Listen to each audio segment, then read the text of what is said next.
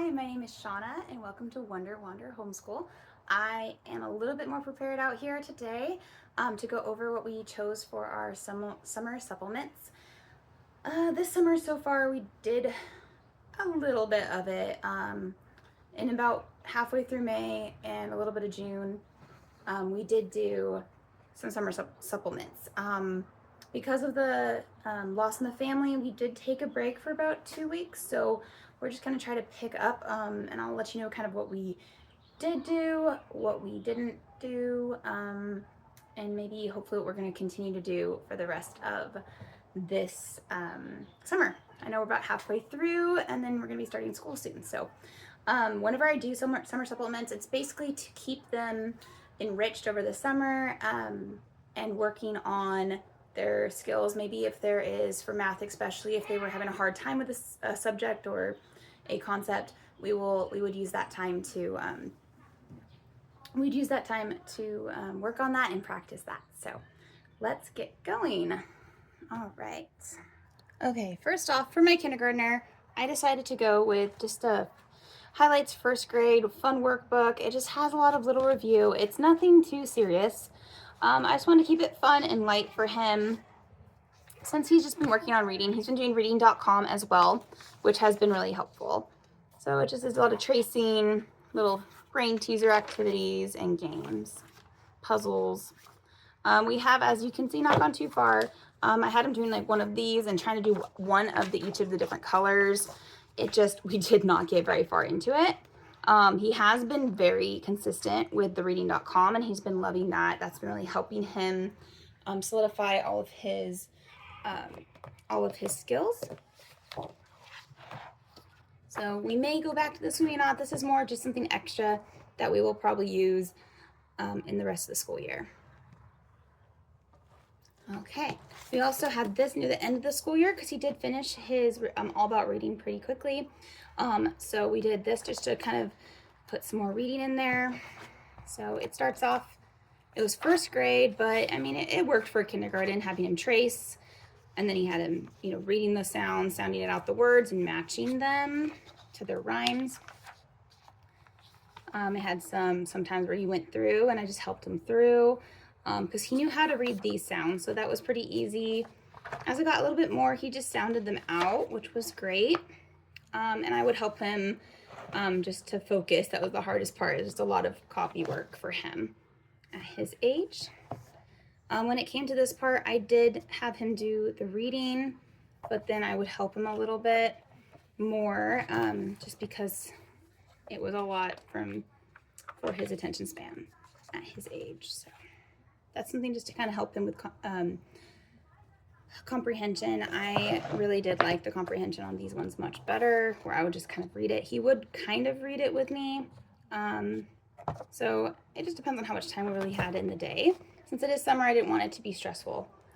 And so that's really all I did for the kindergarten. Along with his siblings, we did this kitchen science. We just got it. It just came out actually this summer for Good and the Beautiful.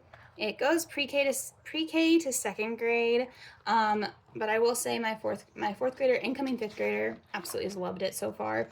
We only did one, which was making ice cream, which I guess is clearly pretty easy to like.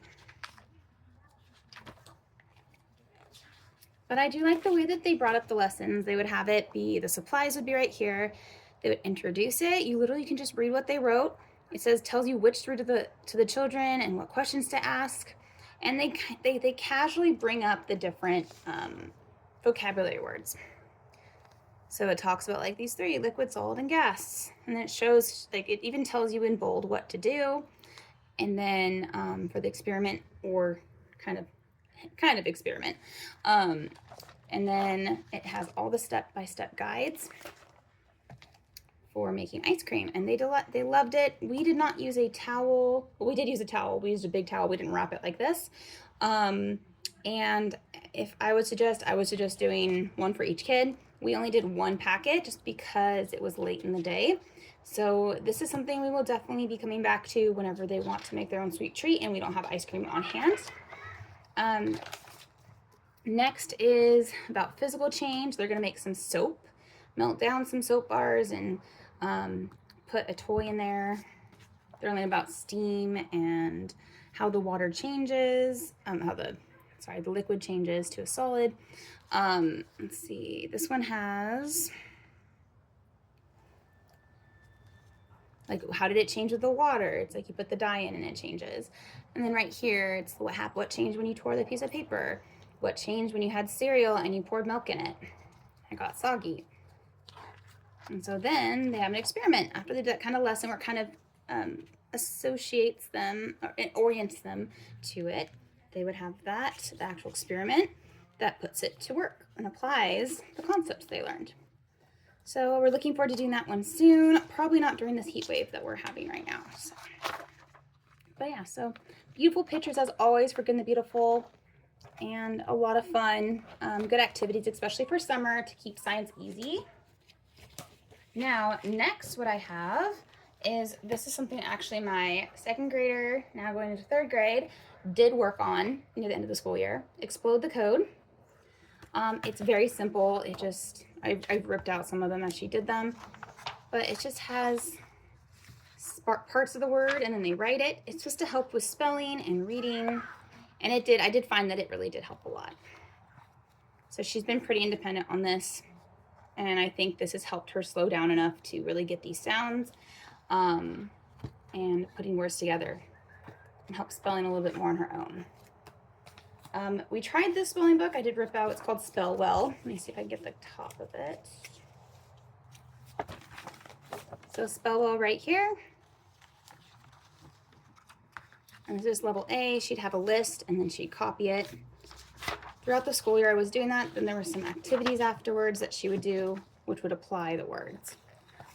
We did not finish all of it. I don't know if we're going to finish it again, because Good and the Beautiful did come up with a new spelling online where they can practice that.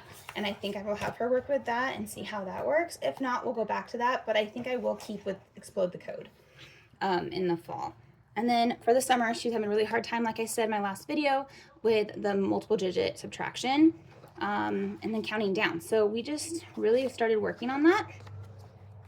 And we started off easy with the initial subtraction, one single digit to double digit, to tens, to, you know, now she's at the 3 digits over double digits. And she's doing really good. She's understanding the concept a lot more through these. So I really have been a big fan of Kumon with their supplemental workbooks. Throughout the school year, she also had this, the handwriting,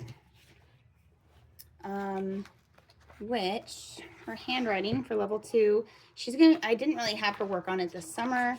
I did at the beginning, and then it just, I don't know, with everything going on, it kind of seemed like too much to ask of them emotionally to try to put into the school, into the summer school kind of summer enrichment time. So for most of the school year, she was working on this, and I had her continue in the summer. And then now I've had her pause it, and we'll probably pick up where we left off when August comes for school. So we'll be starting August, I think, 17th this year. With and then we also had this that I was the Kumon again, the workbook for grade 2 for her that I had her start to work on. And then again, I did get the reading.com to try that out to help her, and she is thriving on that too. She loves it. They have a lot of games. That really enforce all of the reading skills and comprehension. But yeah, so she'll read it and answer questions. It's a really great workbook and supplements. I really have always been a fan of Kumon so far. It's the supplement I tend to go back to the most. And now for my 4th grader, now 5th grader, over the summer. Excuse the table, it's a wobbly table. I'm trying to keep it still. I'm having her work throughout the summer. I've had her work a lot on division. Let's see how far she hasn't gotten. She got pretty far, because she didn't start this one until school ended. But we have not gotten back to that. Then we have another Kumon, the word problems, because she was really struggling just with reading and getting all the details, looking for the details and the numbers, and finding out what the problem was, what the problem was asking when she was in the school year for 4th grade math. So I want her to really work on that this summer, and she really has. So hopefully we'll probably do a little bit of these workbooks before we start her on Math with Confidence level 5 in the fall, just to kind of warm her up. Or if she does find herself wanting to do a little bit of the practice this summer, this is just multiplication review. So she really loves this part. She used to do this all the time. And then she realized when she was in Math with Confidence, level 4 mainly, level 3 a little bit, that you don't have time to do this and add it up for every problem with all the problems they have on each page. So she needed to start memorizing her multiplication tables. So she's still working on that. That is just a process. It's a battle of the wills, but at the same time, she's growing with it, which is great. And then she also had Good and Beautiful handwriting. She was on level 4, the yellow book. And then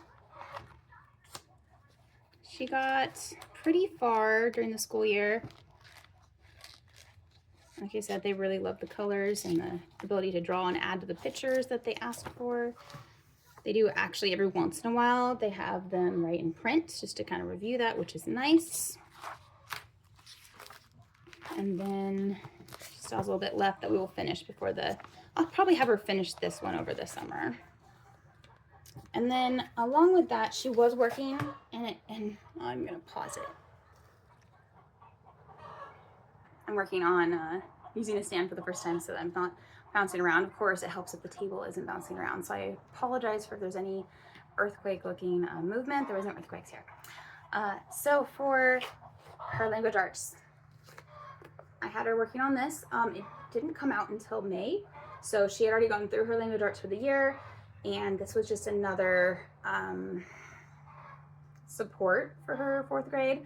She already had completed the 4th grade with the previous version of this. She was not as in love with it. There were parts of it that she liked, but the books especially, she felt like she was kind of dragging her feet through. She did that in 3rd grade, and so I was excited to see how this would work for her while she's already pretty much done with 4th grade level, when we had used a different language arts for most of the school year, which was basically focused on writing. So this kind of brought her back to more of the Charlotte Mason part that we love of it. I love how they review geography in here. Everything is themed. It's beautiful. That's why it's its name. The Good and the Beautiful has been a favorite in our family. It's really helped for her. They focused on notes, writing letters and thank you notes, and then they did an art project where you drew a pastel and you drew the color or the picture that they had for you of the pastel. They did that sentence diagramming, so they did this. So that's been good for her to review. They had vocabulary reviews, so I have that. And then did also for writing, they did a much better job, I believe, in this level. Rather than just asking questions on having them write, this actually gave them more help with just building the paragraphs and opinion paragraphs, different types of writing. That was not as clear, I don't believe, in the original version, the previous version of level 4. So she does still, like I said, have to work on. We're still working on the cleanliness, so it takes time for writing because they have to just slow down, and I think her mind's always working so fast. But she has really gotten a lot out of this. So she got done with about the first half of this so far, and then we are going to have to do some of this at the beginning of the school year this fall, and then probably go into level 5. She loves the books that go along with it as well. There's Leo in the Lighthouse. She's enjoyed reading that. That's her independent book that they had for the first half of the book, the part 1. She is a little bit into that. And this is Whisper Creek. These are written from authors from The Good and the Beautiful. This one's about, this is one you have to read along with the parent, which they did not have that when it was the previous. It was more just the child reading. So this is great. So it's like chapter 4. I don't know if you can see that. Yes. There you go, chapter 4, and then it'll say challenging words and vocabulary lists. So have new words, and the words are very challenging, which is fantastic. And then it has the definition, and they want the student to read it aloud. And they also review the words from the previous chapter that they learned. And then they have parts, of course, just like in the younger versions, where the student reads. And I think it's about every other page, and the parent reads. But as you notice, the spacing is the same. So it's more into as if this was the book by themselves, which helps them with their personal reading, like Leo in the Lighthouse, where it's the same. It's no longer the bigger spacing that they have in the 3rd grade books. And I love that. I love that it kind of guides them and slowly leads them into more independence in reading, and it also leads them now, it seems, with writing too, a little bit better. I'm very excited about that. So I'm excited for the second half of the book. And then Whisper Creek is about an Alaska adventure looking for treasure, I believe. Their family and their dog that they find. And then Leo in the Lighthouse, she's been reading this on her own. He goes on an adventure and he's learning how to do the right thing. So there's good, it's very moral based, learning how to do the right thing, power of family and unity and resourcefulness. So I haven't gotten to read it. I will probably give it a look through after she's done. But I do love the read-alongs. It just makes good memories as you're reading with your child, especially as they get older and they get more independent. You don't get that opportunity as much. And then I've got Nettie's Letters. That is going to be in the shadow of World War I. Nettie is thrust into a world of secrets, coded messages, and resistance. From the bustling streets of Paris, the olive groves of Tuscany, to the towering Alps of Switzerland, so a lot of geography in this one, Nettie embarks on a perilous journey to reunite her family and uncover the truth behind her father's mysterious music. Along the way, she discovers the power of kindness, courage, and hope in the face of darkness. Nettie's Letters is a poignant story of bravery, family, and the small acts of love that can change the world.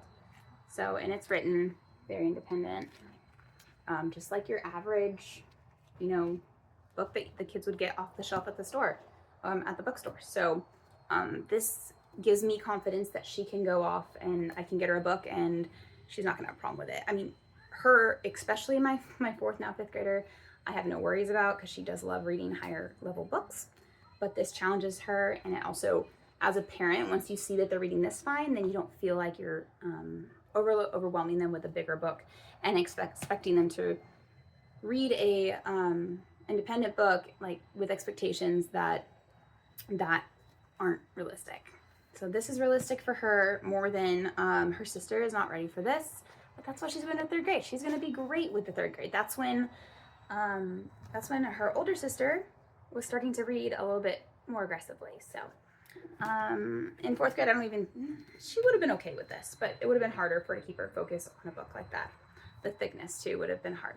So this is the level 4, part 2. And again, they have their arts. We need to look at beautiful pictures of it, and they talk about it. This one's Van Gogh.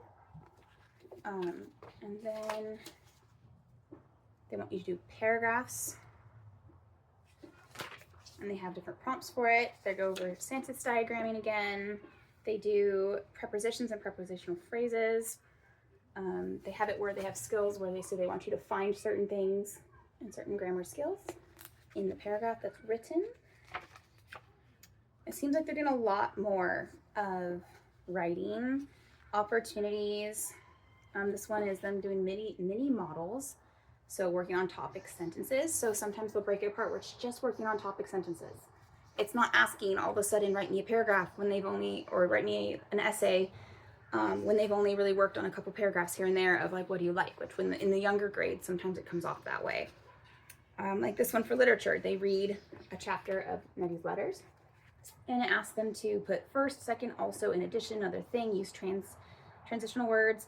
And to tell them in 3 or more sentences, explain what you have learned about Nettie so far. So it helps them really comprehend the story they're reading, which, any kid could read a book independently and then not comprehend all of it. My daughter hasn't had that issue, but my younger daughter, sometimes, even if I'm reading a read aloud, I have to stop and ask her, like after the chapter, when I'm about to close out, so what happened? And sometimes she forgets the last part because at some point she, wandered off in her mind. So it's good that they ask those questions so that it gets them to go back into the book and then look into that. So I love that. Like I said, I'm a huge fan of The Good and the Beautiful. This one is a geography on, looks like, I want to say Greece. Let me see if it says it. It doesn't say where, but it's talking about olive. Let's see, olive. Oh, in Spain. So Spain, after Spain, no, Italy. So this one's in Italy, and it's talking about olives and how they're pressed. They even have pictures of the presses, so that's great. Talking about different types of lagoons, the different bridges and different landmarks in Italy. So it looks like they're in Italy.